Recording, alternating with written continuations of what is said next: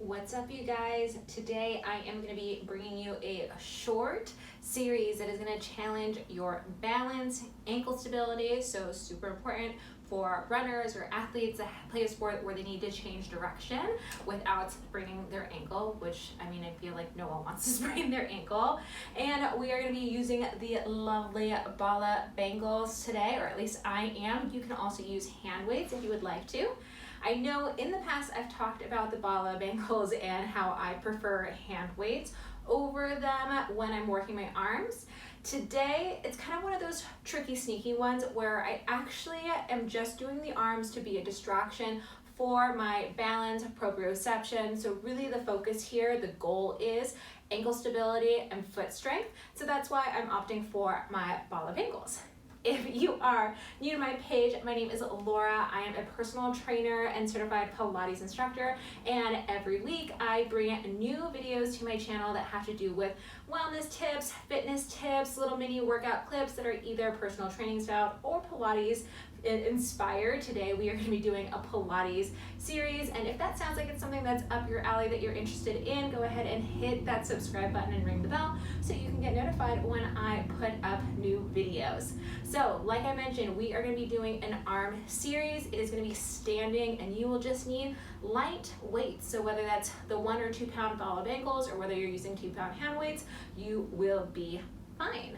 We are going to start standing. I'm going to not use a mat because I have carpet, and that's going to be challenging enough for me. If you are on a mat, the more thick it is, the more squishy it is going to add an extra level of challenge. So keep that in mind. If you're on hardwood floor, that is going to make it slightly easier. And if you need to, go ahead and set yourself up next to a wall or next to a chair to catch your balance.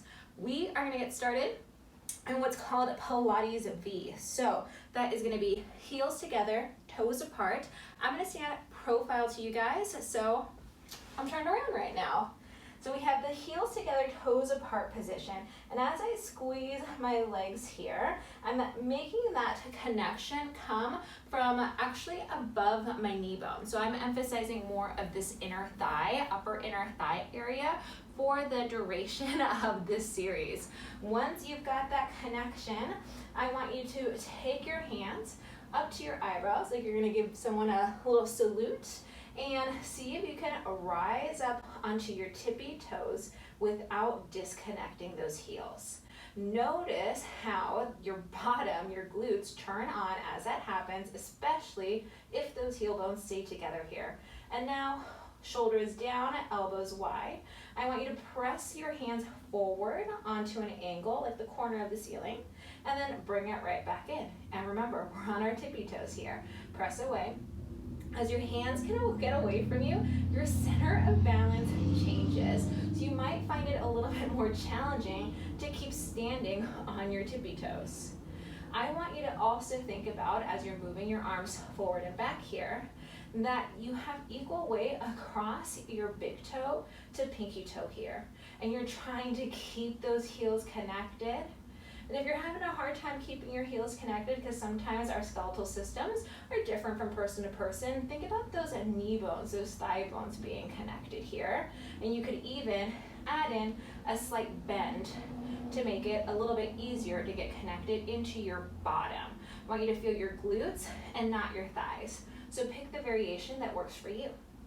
After about 10, which I'm on 9, I'm going to have you lower those hands, lower the heels, take a little break from that tiptoe position, and we're going to come right back into it. Lift the heel bones up. Feel that connection into your seat, into your bottom, and feel all 10 toes be spread across the floor. Lift your hands up like you have a big beach ball. You know, one of those ones that you throw in like a baseball stadium or a soccer stadium, those big ones. And I want you to give that beach ball a big hug. And then that beach ball just inflated. And so our arms are inflated, and now we're hugging kind of more like a big sequoia. Again, hug, and then open. Once again, as those arms are moving, your center of gravity is changing. So your feet, those little intrinsic muscles in them, are having to change in response to that change in center of gravity. And maybe you feel like your bottom and your inner thighs have to grab on just a little bit tighter to keep those heel bones up. I have 5. We're gonna go for 5 more. We still want to focus on the form of the arms though. We're keeping those shoulders away from your ears. Your elbows are trying to flare up wide. I'm gonna do 3 more here. Ooh, my calves are on fire and so is my booty. Last 2. Oh no, I'm getting a little windy here, last one. And then lower the heel bones down, lower your hands down. Shake it out if you need to. I know for me, I've done 20 miles on the last 3 days, and so my calves, my legs are a little tired, but that's when I really love doing this kind of series, this kind of small, like steady work, is when my legs are already fatigued. My quads are already tired, it forces my inner thighs and my bottom to have to work more, and even though I'm on my tiptoes, I'm not necessarily grabbing so much into my calf work. I'm really trying to get that into my glutes and into my core. All right, next one here. That was my break for myself. You're welcome. We're gonna come right back up onto those tiptoes, zipper those inner thighs together. And I want you to take your hands right in front of your thighs. From here, we're doing one called zipper. You're gonna pull those hands up, widen the elbows, and then press those hand bones down. And again, oh no, my big toe. Lift those elbows up, and then press it right back down. Equal pressure from big toe to pinky toe.